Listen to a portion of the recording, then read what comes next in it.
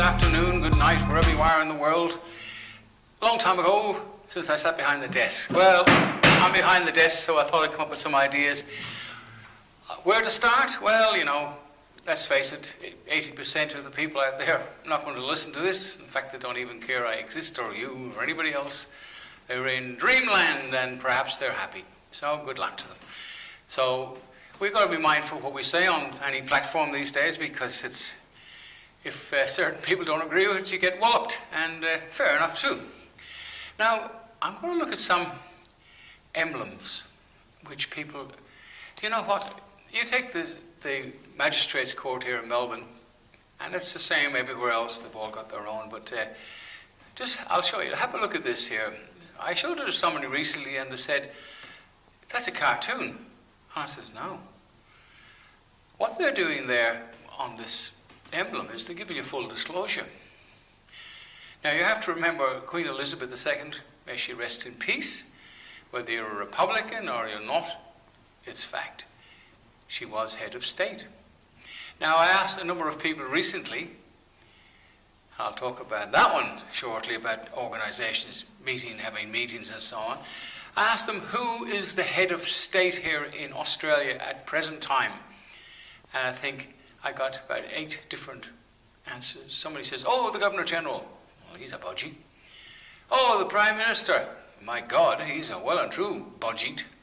I mean, but the list goes on. But whether we like it or not, King Charles III.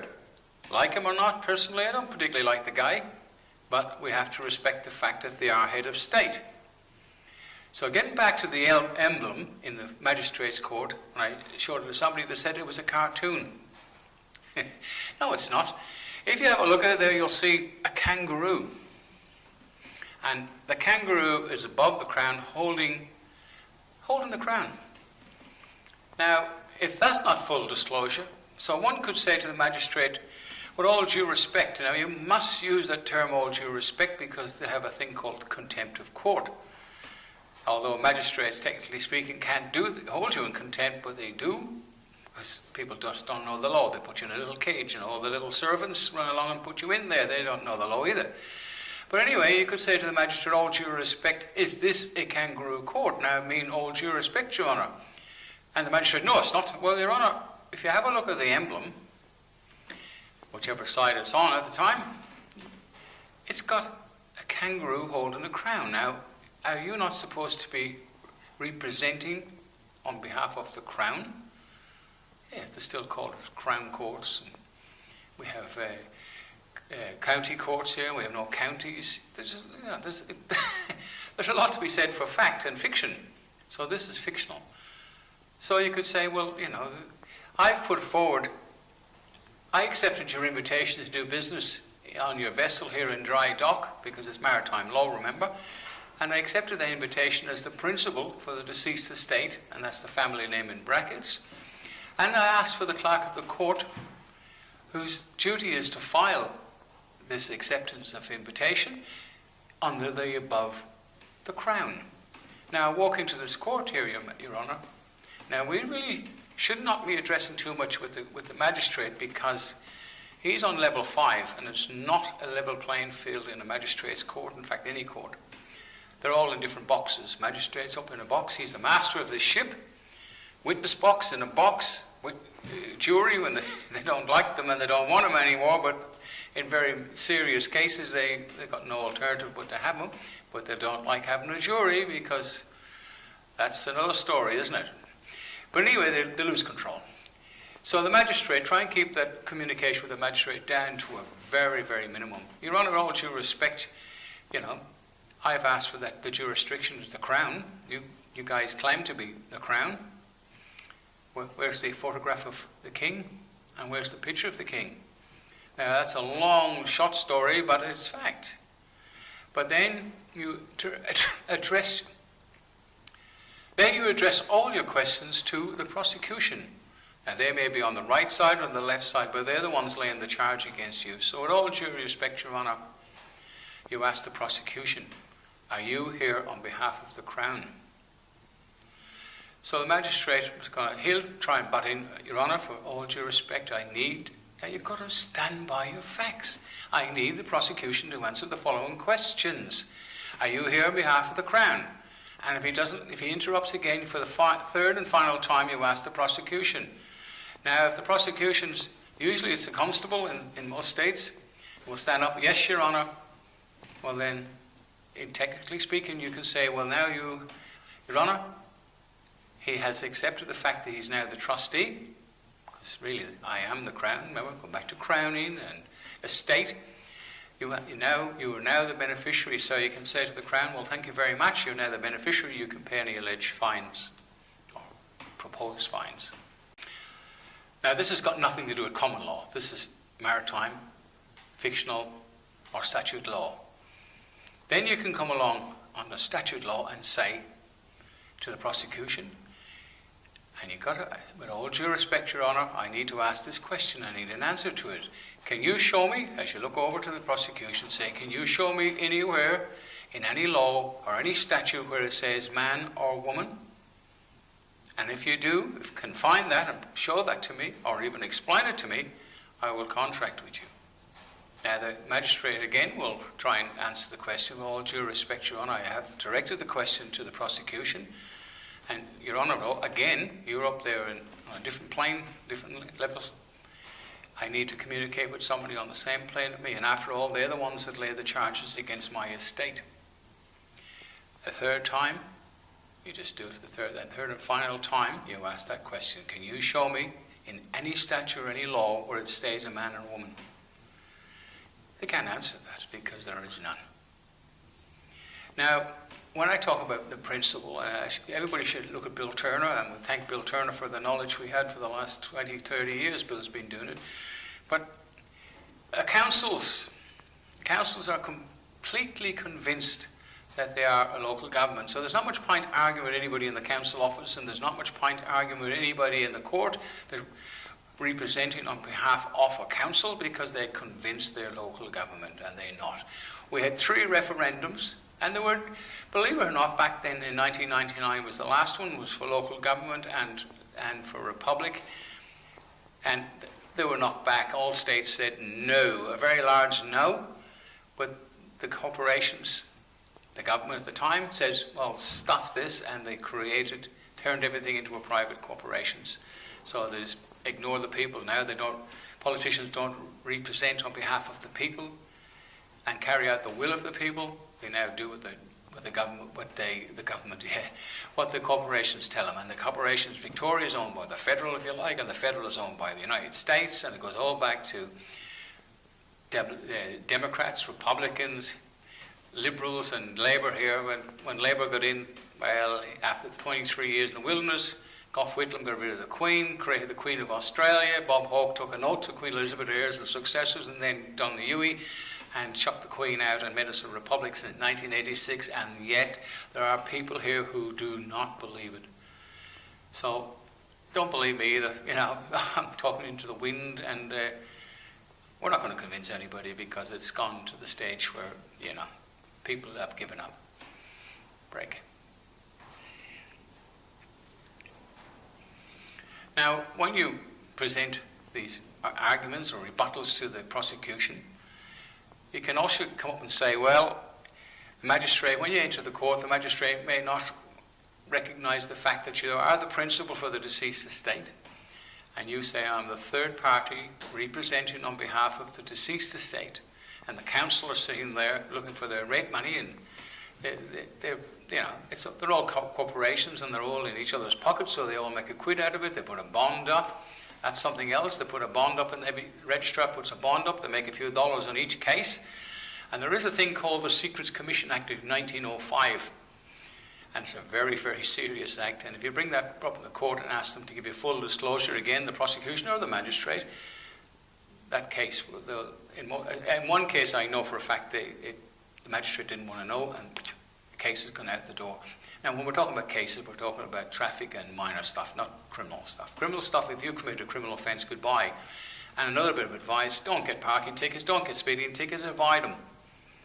I mean, I've got one myself for 8 kilometres over the top of in an 80 zone. I don't know how I got it, really. I had cruise control on, but I got it. But am I going to pay it? Oh God, no. No, I never paid them in my life. But I haven't had a fine in 10 years, so I think, not that I know about anyway, and I still got my license.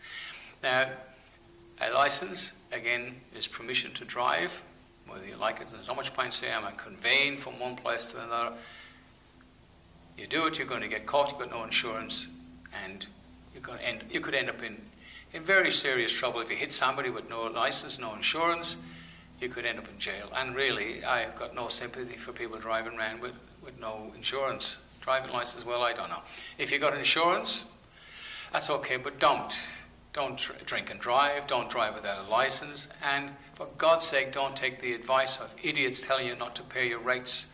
There's nobody who's got more disdain for councils than I do. They're a cabal of absolutely yet to be convicted criminals, in my opinion. But if you don't pay your rates, you will find if you own your property, which you don't anymore, unless you get a common law certificate from the common law court, that's another story. You can look on the website, I'll put it up, look it up there, you can get a certificate of title. And your car, you can remove it from the Vic Roads or wherever state you're in, because they claim ownership of your car and you're just a keeper. But pay your rates, because if you own your property, as I said, you'll find that in the paper for sale. If you have a mortgage, if you're foolish enough to believe people don't pay your rates, you'll find that they will take the money out of your mortgage 5 or 6 payments down the track they'll take it out of the bank and you're behind with your mortgage and you're not going to catch up. So that's a little bit of advice. But going back into the courts, the council have no rights.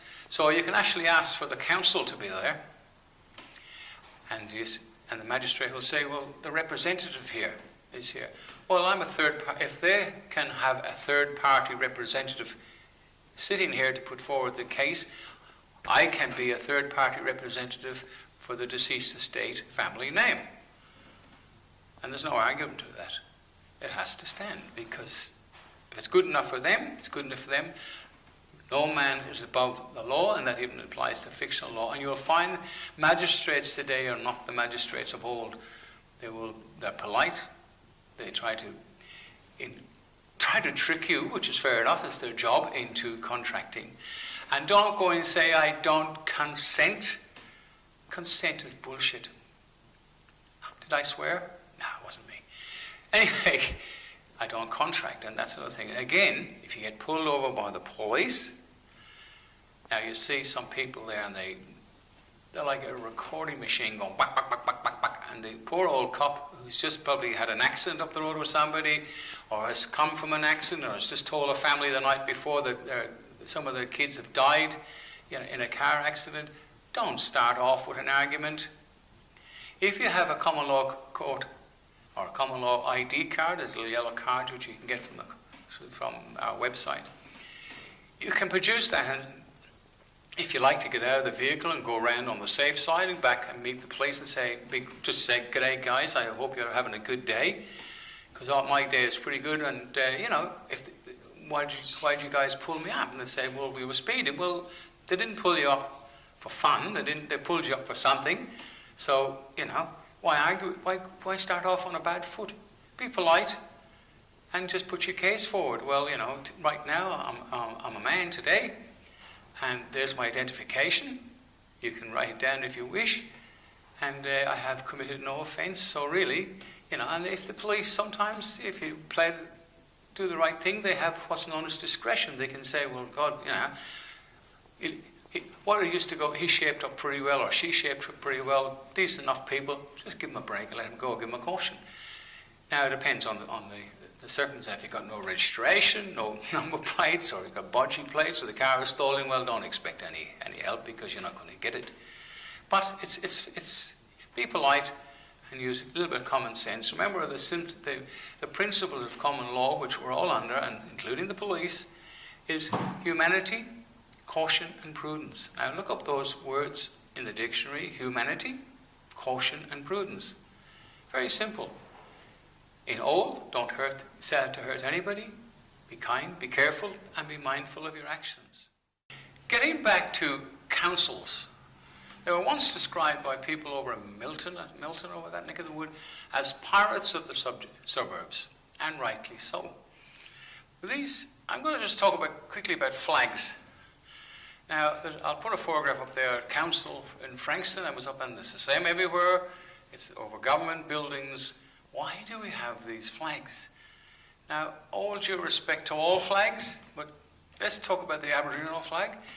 Now, there's Aboriginals that live out in the bush. Real Aboriginals, you never see them. We cannot go onto their land, which is fair enough. Illaroo, Ayers Rock, we're going to call it. There's places around there where we have people who could be seen on reasonable grounds being Aboriginal, but they really don't look like Aboriginals, making all the noise and getting all the money. Now, that flag up there, why is it up there? You know, that's a question. And then we have the rainbow flag. Why is it up outside government buildings, or so-called government buildings and councils, state, or in fact any of them, because they're all private companies? Now, what about a little bit of respect for the men and the women and the civilians and everybody who died in World War I, World War II, Korea, Vietnam, Afghanistan, all the wars? What about their flag? If it's the blue Australian flag or the red Australian flag, what about their flag just flying high? Because we have this thing called woke. Now, let's not call people woke stuffing or egg yolks, whatever you want to call them. Let's call them crazies. And that applies to us all. We're all crazy in a way, right? But we have the right to be able to say what we feel like without causing distress, if you like. So be mindful what you say to people too. But nobody really sets out to hurt anybody unless they've got mental problems. And who created the mental problems? The corporations. And they're trying to divide and conquer us and have us fighting among ourselves with all these BS flags and stuff around the place. It's to cause a little bit of anarchy. You see, the old magician, he flicks his hand up here and he does the deal underneath. And that's exactly what they have. They directed your angers or your attention, if you like, because nobody really cares anymore, to what these slippery bastards are doing. Now, the last time the Labour Party took over this country was when Whitlam got in. As I said earlier on, he removed the Queen, called it the Queen, and created the Queen of Australia, but he got kicked out. The Queen kicked him out. And the last Governor-General, that was the last real Governor-General, was Sir John Kerr. After that, Whitlam says, may God save the Queen, but nobody will save the Governor-General. So what did they do? They created their own. So the guy we have now, they're all patsies, and the Governor-General and the Governor of Victoria and all the states, mate, they're just puppets. They don't make any decision. The head of state in Australia, whether you like it or not, is still the Crown, and they're going to have a referendum, the vice. What they're going to do then, they're going to create a new Australia Republic, and they'll have an Aboriginal up there as head of state. I don't mind that, but you have to have a real referendum, because the referendum they're going to propose will be done by postal voting. Same up in Queensland now. Voting going on for days. Under the Constitution, which the Labour Party got rid of too, and the Liberals aided and abetted, they have postal voting, so you don't really have to count them, you don't have to care. And I was a scrutineer at some elections here in Victoria. Thousands of votes apparently have gone missing, but nobody cared. And the same government corporation got back in again without any further. There's not much point even going on about it, because it could be seen on reasonable grounds, very important word, reasonable, that the whole thing is just a gimmick. Further news in relation to the Common Law Court, which is back running again this year, because Christmas slowed us down and it takes a while to get back into the run of things. On the 25th of this month, maybe yesterday or tomorrow by the time you see this, but or the next day for that matter, we're having a Common Law Court meeting for some very interesting characters, CEOs of, organisations that are causing nothing but distress to the men and women of Victoria and in fact Australia. So we'll publish them on the website. Have a look on our website. There's a lot of people already indicted on there, and an indictment doesn't mean you're guilty of anything. It means the grand jury said you've got a case to answer. That's very important. Some of the indictments the court verdicts are up on the site, and once something is published on a site like that, it's open to the public, it becomes law. Now, the further news in relation to the Common Law Court is there's an act which I was wondering why the little common law court in Canada with the Reverend Kevin Arnott at the time, and he brought charges against bishops and stuff, and including Cardinal Ratzinger, which was Pope Benedict at the time. I wondered why the court in The Hague, being a statute system, issued charges because Spain was upset over this fact that there was a pope in situ that had crimes against children, etc., etc. So they went to the Supreme Court, the court in The Hague, which have issued a warrant against a couple of ratbags of the moment politicians and one in New Zealand and so on. But anyway, there's a thing called the Foreign Justice Act, which the Supreme Court here in Victoria and Supreme Courts around the world have to uptake on behalf of a common law court that's got the seals, the stamp, and it's done properly. They have to enforce that law. Now, it's called the Foreign Justice Act, and you can look it up. It's in the Supreme Court. It's already printed out nice and easily, so you can read it. There's very, very few guidelines to it. It's just basically a simple process, which we hope to take full advantage of in this year, in the next few months, because if anybody's got skills, ex-lawyer, barristers, or some people who've given up on the system that would like to help us, because the paperwork is a little bit different than common law court, and we have a really good setup thanks to the ladies up in our office. They have done a lot of work for these cases, and there's a lot of paperwork because every case has to have a jury of its own. So we can't have something like some clown had a common law court and he had one jury for 4 cases. I mean, really, that's the trouble. And there's organized. Now, listen, there is no common law groups. This is very important. We are not a group. We're just in the wind, if you wish. And when we have a problem or a case to solve, we have a gathering. We get together. We pick a jury. The jury is sworn in. They take an oath of office. The bailiffs and a sheriff for the day for that particular court case, and the case is put forward. Now, if it's a grand jury, the grand jury is 23, just like we have in America, and for the first time in New York, the grand jury has said no to indicting Donald Trump. So grand juries make a decision whether it's a case to answer or not, and we've got this week we're having a grand jury for a few very, very, very, very bad people that cause nothing but duress and harm to people here in Victoria. So we'll carry on one day at a time. We need a vehicle on the road, a sheriff's vehicle, and we need that. And if a company's out there watching, they can loan it to us for a period of time, and they can put their sponsored by this company, so they'll get plenty of advertising. But you've got to remember, have a look at the American sheriffs. When the government, the so-called governments, came along and said, the sheriff said these laws are not lawful and we're not enforcing them. The sheriff is a very simple process.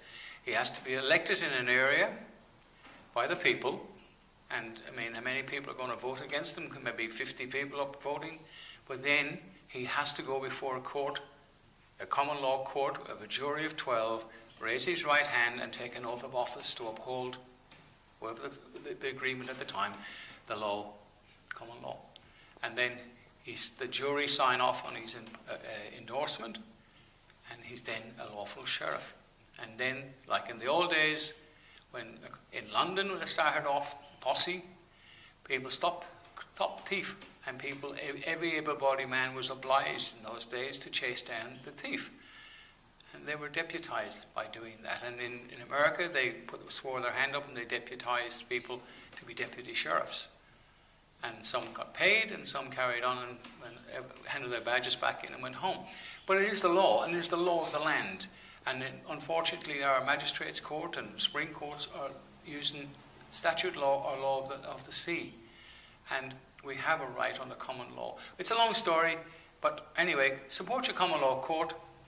And I think it's a good idea. Look, if you've got we're all begging for money, and if we need help. With more money.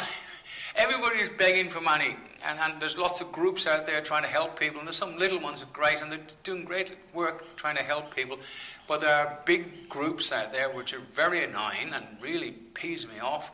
They're out there raising money to pay solicitors because they got into trouble with the police. Well, you're so wonderful. Why don't you stand up and represent yourself, be yourself in court, in other words. you know, instead of raising thousands of dollars. And then there's all other big I'm talking about the big organizations that are helping everybody. And if you want to join them, you have to pay a prescription to get in. You've got to pay a monthly donation. They're all just making money off the misery of ordinary men and women. Well, the common law court makes nothing.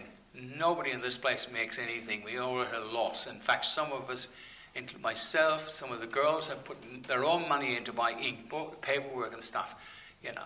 And it's your court, the people's court. And it's so bloody simple. Now, on Lundove News, there's heaps of stuff in there telling you about the common law court. John Smith, Kevin Arnold started up in Canada. He carried on doing it for a while and he gave up. He lost his job as a minister and he carried on with other things. He's involved in politics now. He showed John Smith in England how to set up. John really worked hard for 3 years, I'd say, on his own. Had a lot of little successes and some big one successes, but it gets very tiring. And now they're still going and they're doing wonderful work. They're issuing, like we do now, issuing certificates of title for property, stopping people losing their homes, their cars. They're producing driving license, insurance, passports. You can look it up, it's on the site. But we're only sticking with the law. We're trying to help people solve their problems with criminal organizations like the councils and the so-called corporations known as governments. We're trying to fight people's loss. And you can do it, and we've had success. But now the Supreme Court, our cases will be going to the Supreme Court only when it comes to monetary. So someone gets a $100,000 fine or $1 million fine from the people, the jury, the common law court or the Supreme Court can enforce that, but they can't put anybody in jail for us yet that we know about. Anyway, again, for the second and last time, and the final time, just like in an auction, it's Lundove News. Dr. Barry, sign off. Thanks, guys. Please help us to help you. 25th.